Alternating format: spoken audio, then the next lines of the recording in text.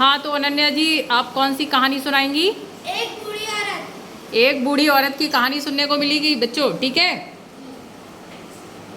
चलिए ध्यान से सुनिएगा सब कहानी। एक औरत होती है, वह बहुत ही लालची एवं कंजूस होती है।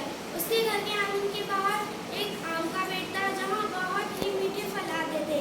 वह उन फलों को किसी को खाने नहीं देती थी। अगर कोई उससे बिना पूछे ले लेता था तो उसे मारती थी। एक दिन उसके घर के बाहर आम का पेड़ था, उसके नीचे एक साधु जी आकर बैठ गए। वह उसके नीचे तपस्या करने लगे। बूढ़ी औरत आई और उनसे मना करा कि तुम जाओ। वह फिर अंदर चली गई, अपने घर के अंदर चली गई। उसके बाद साधु जी बोले, बेटी मैं चले जाऊंगा। फिर वह लाठी लेकर आई। वह नहीं गए थे, इसलिए वह लाठी लेकर आई और उनके सर पे डंडे मारे। वह बोले कि मैं तुम्हें श्राप देता हूँ, तुम्हारे घर एक चुड़ैल आएगी और वह रोज तुम्हारे घर के बाहर नाचेगी। जिस दिन तुम वह घड़ा लेकर नाचेगी, जिस दिन अगर उसके सारे घड़े पूरे हो गए, उस दिन वह तुम्हें ले जाएगी।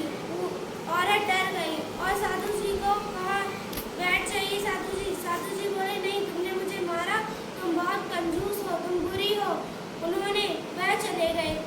फिर औरत रोज रोने लगी। औरत बोली, मुझे श्राप मिला है, मुझे कोई मार डालेगा।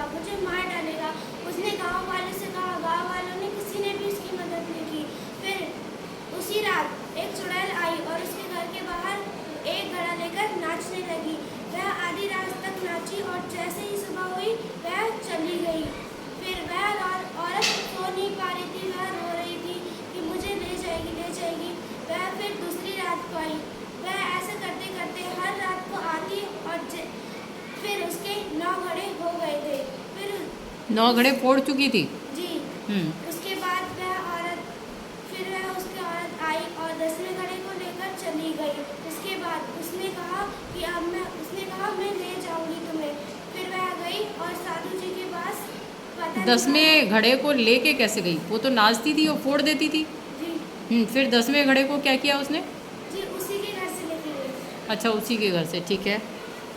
वह अंदर गई और उससे घड़ा लेकर चली गई और बोली, मैं तुम्हें ले जाऊंगी। फिर वह रोने लगी और वह अपने गांव वालों से पता निकाल कर कहा कि मैं साधु जी के पास जाऊंगी। वह साधु जी के पास गई और उनके कदमों में गिर गई। साधु जी, मुझे माफ कर दीजिए, मैं आज के बाद किसी से कुछ नहीं कहूँगी।